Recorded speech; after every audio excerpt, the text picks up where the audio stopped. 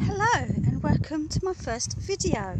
First time I've ever done this, but our aim is, I don't know if you can see the land behind us. There's a house in the background that's not lived in, but there is a noisy dog that lives there, so excuse him if he starts barking. Our aim is to build a house here through recycled materials, whatever we can get for nothing. And we're starting from scratch. And this end, this is our land. This end, it's the sun's setting and I've been dumped here, so this is the only time I've got. Let's have a look. Can you see tyres? I'm not sure, but we have started already a tyre wall, which for this end is for the horses. We have 2 horses. I don't know if you can see it, it's quite shady now because the sun's going down. But we started the tyre wall already, and it goes all the way up to just past our olive trees, or the first olive tree. Then the second half, I'm disappearing again, the second half will be for my house with my partner and my daughters, which will be a slightly smaller house this end of the land, which again is a bit dark. I'll have to do this a bit earlier next time. But my daughter got waylaid because she's got to take the dog to the vet, one of the dogs. We have 13 rescue dogs as well, which is why we want to move to the land, give them a bit more space and stop renting. That's it really, no bills, hopefully on solar energy and whatever we can for free.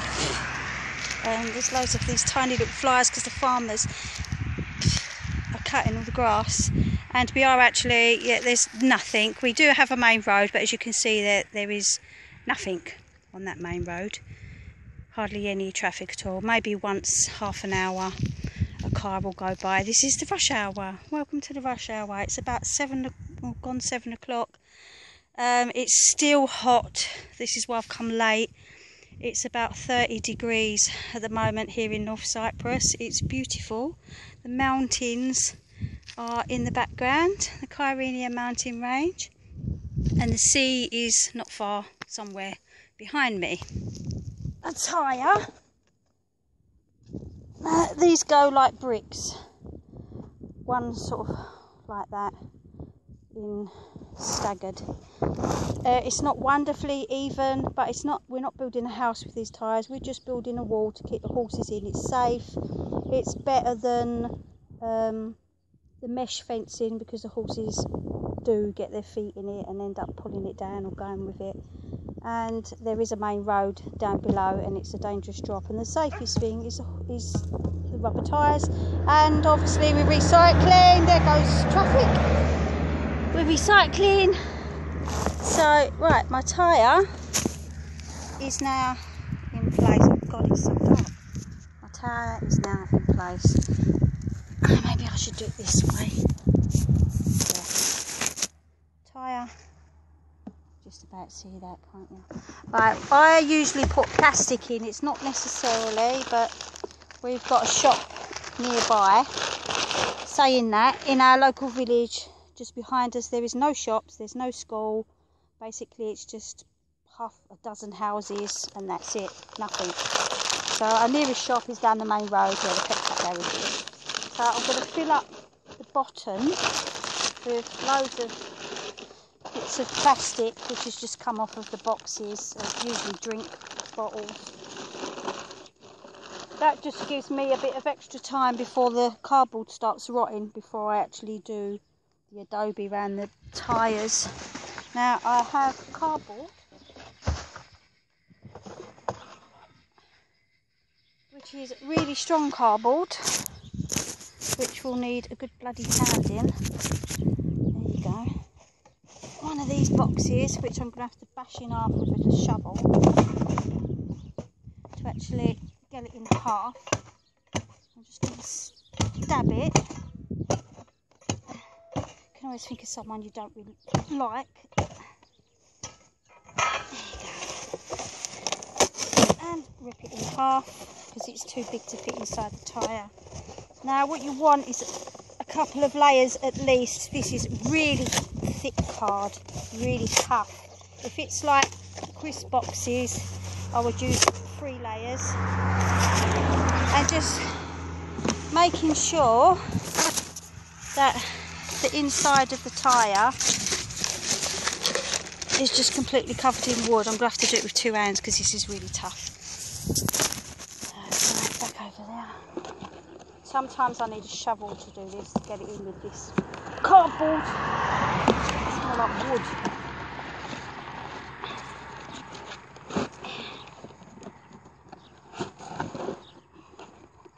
Making sure it fits snug, so that when you put the dirt in, it's not going to fall through the bottom, and it will last a little bit longer with the plastic before it does start to rot. And the plastic's supposed to last forever, isn't it? So hey, it might just stay there forever. So I'm going to put this second one in the opposite way round, just so it covers all sides inside the tyre. It is bugger to get in.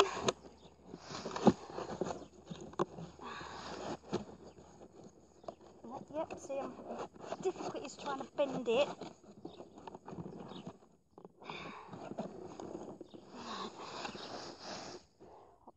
Options. Maybe a hammer. Mallet, or whatever you call this damn thing, it's heavy, but right. Get it in close. There you go. Ha!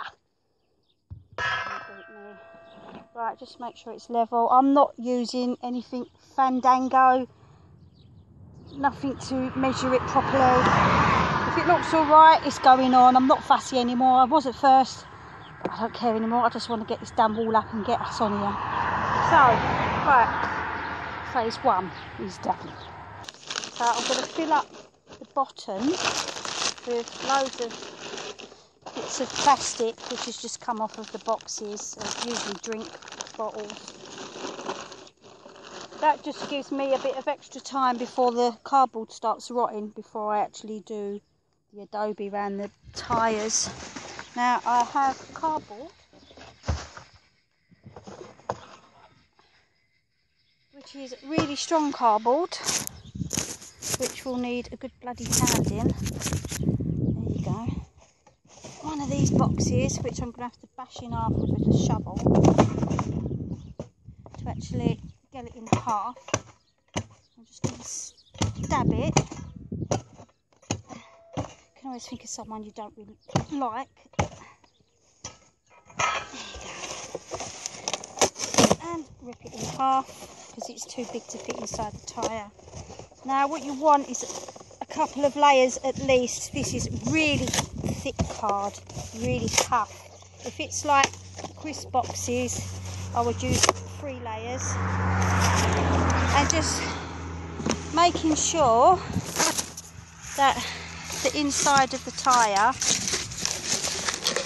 is just completely covered in wood. I'm going to have to do it with 2 hands because this is really tough. Back over there. Sometimes I need a shovel to do this, to get it in with this cardboard. It's more like wood.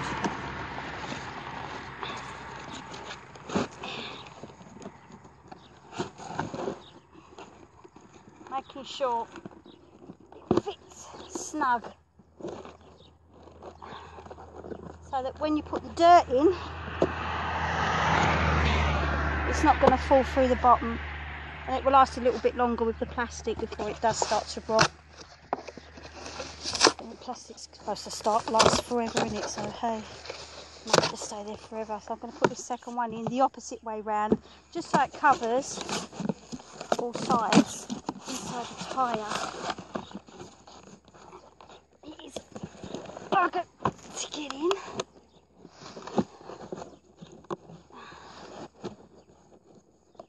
Yep, see, difficult is trying to bend it.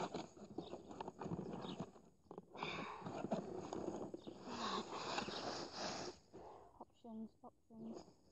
Maybe a hammer. whatever you call this damn thing. It's heavy, but right.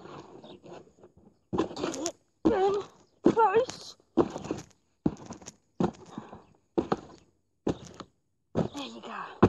Ha! Don't beat me.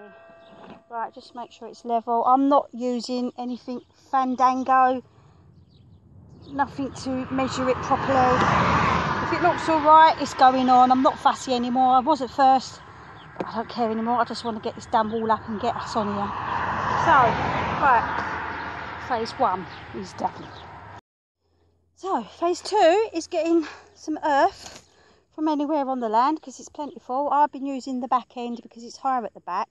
It will still have some amount of slope to it, so when it rains, it will rain down, but it's quite high up there, so I'm taking it from the back end, which is a bit of a trot back and forth, and it usually takes around 10 shovels, and there's still bits of dead plant matter, so I take them out with the roots. But it's been so long, flowers have started sprouting. It looks lovely, but they're gonna have to go. Don't mind in the top row if the flowers sprout, but no, this end we don't want anything pushing the tyres out of place. So just earth. There is actually some horse poo in there because I did do the land at one point. Anyway, so that is that times 10. So the tools that I've got are Pound Shop, Mr. Pound we've got here, which is that. So now the tyre's full up, just push it into the rim and just squash all the earth, which is now just rubble. It's horrid, but it's dry season now, the rainy season's over, and what we've done of the wall still standing, so I'm quite happy about that. We've had bloody monsoons, so yeah, it needs to be packed as solid as possible. So you just lift it and just work your way around until the whole lot's done. And if anybody wants to come and help and volunteer, please do so. We've got enough land for you to camp on. There's nothing here though, there's no electric, no water, but the shop's up the road, but I'd provide you, and you can have a shower at mine. So yeah, if anyone wants to come for a holiday, or working holiday is it, and volunteer and help us build our wall and build our house, please do so. I'll leave, or no, you can actually just leave a comment below, or message me, or whatever you do these days on YouTube.